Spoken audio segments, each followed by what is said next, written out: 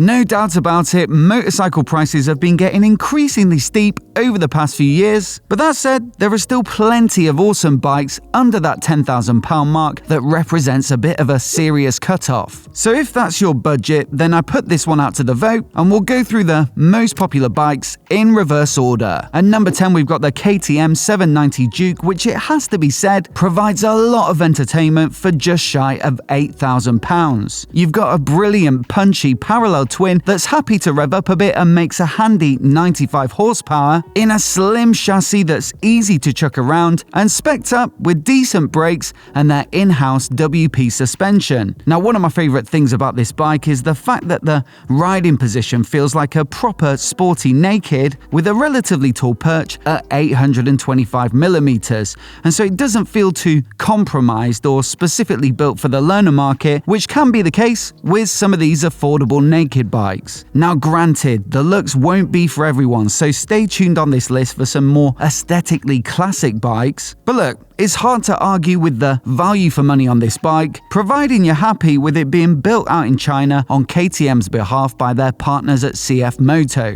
Just another £600 though will get you Triumph's latest and greatest offering with the famous and long-running Daytona name, and that's the new 660, which uses a similar engine to what was previously seen in the Trident 660 and Tiger Sport 660. Now I've seen many a complaint in the comments that this doesn't necessarily deserve the Daytona name because it's not anywhere near as aggressive as the 765 that preceded it, but Triumph's reasoning is that hardcore, nose-down, tail-up sports bikes don't really sell anymore, whereas this more chilled-out ergonomic will be much more appealing to a wider range of riders for road use. Now we are yet to review one of these, but given that the engine, chassis and tech are very similar to the Trident and Tiger Sport, I'm expecting this to be nothing short of excellent, and there are a few enhancements like an extra 10 or 15 horsepower at the top, radially mounted front brake calipers and a sport riding mode. Now perhaps a bit of a surprise inclusion here was the Moto Goodsy V7, which got far more votes than I expected, but when you look at the price, it's easy to see why for such a fantastic looking bike. $8,200 is really quite good when you set it against some of the competition, and for your money, you're getting a bike with the classic Moto Guzzi styling, built in their factory on the shores of Lake Como, with a soulful transverse mounted V-twin and some of their other signature features like the shaft drive and extremely generous fuel tank. What I also think is quite impressive about this line of bikes is that with the V7 there are quite a few different variants, like the V7 Special, which I think looks fantastic, or the V7 Stone Corsa, which has a bit of a cafe racer look to it. And thing is, all of them come in under the £10,000 mark by a decent stretch, and so there should be something to suit all tastes without blowing the budget. Now before we get onto the next bike, I'd just like to say a huge thanks to today's video sponsor, and that's Speedo Angels. You see, scratching or damaging your Speedo on a bike like one of these can cost hundreds if not thousands if you have to replace it, like the KTM 790 Duke that we just mentioned for example, which would cost £793.14. Speedo Angels dash protectors though cost just a few quid, and they make them for most new models from all the major manufacturers. Plus they've given me a 20% discount code specifically for my viewers, which you'll find down in the description below, and so do check it out to pick up yours, and once again a massive thanks to them for their support. Now somewhat similar to the Moto Goodsy V7, we've got the Triumph T100, which is essentially the equivalent bike in their lineup. Now this one uses the slightly smaller 900 version of the Bonneville Parallel Twin, but look, I wouldn't rule it out on those grounds because it's a peachy engine that produces plenty of rich torque, and also it has a beautiful note at the exhaust. Now for me, the standout point of this bike has to be the styling, with an almost perfect silhouette, and also the level of finish is top notch as you'd expect from Triumph, with plenty of detail and materials that are generally nice to the touch. As for the price, well, £9,595 will get you the most basic black version, so you'll have to pay an extra few £100s to get something a little bit more fancy. Or you could even go for the range-topping Stealth Edition for this year, although that would push you a couple of £100 over budget. Now next up with 5% of the vote is something completely different, and that's the Kawasaki Z900, which is the largest capacity bike on this list, and also the only inline 4. So if you're looking for something that feels genuinely sporty, then this has to be one of the best choices, with a revvy feeling engine that spins up to make 123 horsepower peak. And look, it has to be said that although you aren't getting big name brands on the chassis hardware like the brakes and suspension, this bike is still exceptional value for money, with fully adjustable suspension, a TFT display, a bunch of riding modes and power levels, phone connectivity if that sort of thing appeals to you, and all wrapped up in a decent handling package that brings the typical Kawasaki styling, which will either float your boat or not. Now, some of the other competitors to this bike, like the Yamaha MT-09, have crept over the £10,000 mark this year, so hats off to Kawasaki for keeping this one super affordable. Now, I've got to say, prepare yourselves for a bit of a slew of Aprilia bikes, which really did get a huge share of the votes, starting with the RS 660, which is the most sporty option built upon their 660 platform. And to be fair, I think the votes are well deserved, because having ridden this bike a year or so back, I was super impressed with it, not only with the performance levels which you'd expect from an Aprilia, but also the comfort levels, which I found a bit more surprising.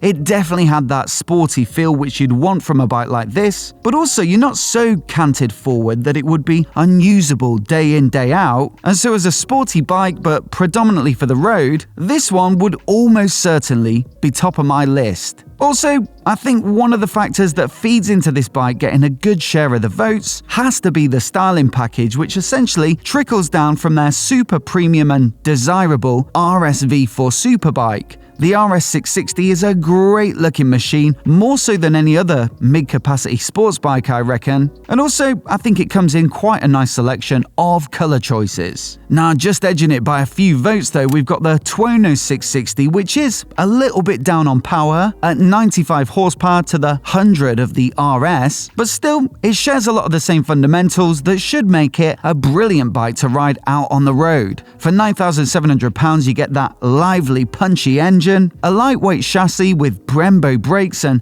suspension from KYB, as well as a fairly comprehensive tech package that can easily rival any other bike on this list. The difference between the RS and this is that the riding position is a little more sat up owing to some flat bars, and also the looks are somewhat different given that this bike has a half fairing rather than the full, but I think it's realistically the slightly more chilled out ergonomics that are largely responsible for this bike getting a greater share of the votes. Now, it's also worth pointing out that the factory version of this bike, which gets its own dedicated paint job as well as a few technical upgrades, is also listed at £10,000 on the nose for 2024, and so perhaps that's actually the one to go for, as a few of you mentioned in your comments. Now, also getting 7% of the vote, we've got the Honda XL750 Transalp, which comes in at £9,699, and I think it represents a super versatile bike for the money. You see, looking at it, you'd expect it to be able to do the adventure thing with the oversized wheels with spokes and the tall stance, and having ridden it out on the press launch last year, I can confirm that it's more than capable of a little bit of light off-roading. Certainly not as off-road biased as an Africa Twin, for example, but more than capable, especially in the right hands. Then you've got decent wind protection and some good luggage options, and so I think this bike would make for a brilliant commuter or light tourer, but where it really impressed me was actually with the more sporty side of things, with it sharing the 750 parallel twin with the CB750 Hornet. So there's actually plenty of poke with 90 horsepower peak on tap, and it also has this fun and free revving nature, which massively contributes to the entertainment. It also handled quite a bit better than I was expecting on tarmac, and so there's plenty of fun to be had on this bike wherever you choose to ride. If you do fancy something a little bit more off-road capable though, then you guessed it, with 8% of the vote is the Aprilia TWR 660. This is the adventure take on the 660 platform, and having ridden both this and the Transalp is the one that I'd go for road use perhaps. but this Touareg feels more slender and taller suspended, more lightweight and maneuverable, and so almost certainly this is a great choice if you bias slightly more towards that off-road riding. Now, quite a few of you in the vote mentioned the Yamaha Tenere 700, which has to be considered the key competitor for this bike, but Yamaha have slowly increased the price for that bike over the last few years since it was launched, and it now comes in at just over the 10k mark at £10,116. So that's why it was ruled out of this list, and while previously, when it launched around the £8,000 mark, it would have been pretty hard to resist if I was shopping for a middleweight adventure bike, looking at what you get now for your money with the Touareg, with the performance, the spec, the Italian styling, the technology package, I think I would almost certainly have to go for the Aprilia. But really, there was only one bike that was gonna top this list, and it was quite a big gap in the votes, up to 13%, and that's the Triumph Street TWR at £9,795. Now, this was updated just last year, and I rode it back to back with the more expensive RS version out on the press launch. And look, I think I'd have to agree that if you've got £10,000 in your pocket and you've got to spend it all on a brand new bike in 2024, then this is pretty much your best option if you're looking specifically for a road bike. In fact, there's a key difference between this bike and the RS model, and that's the length of the rear shock. With the RS, it's a little longer, and so the whole bike sits a little more tail up and gives you that taller seat height,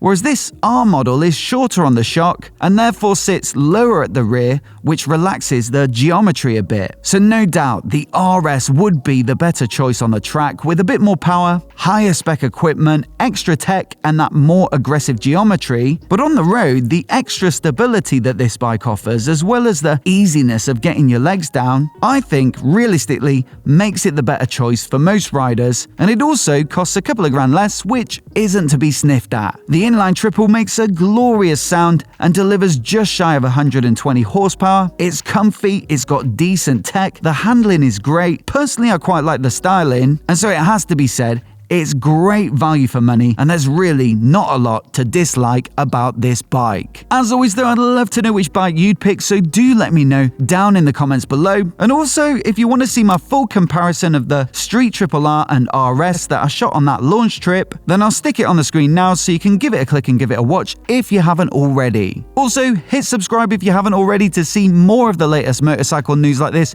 right here on YouTube. Many thanks for watching today, and we'll catch you in the next video.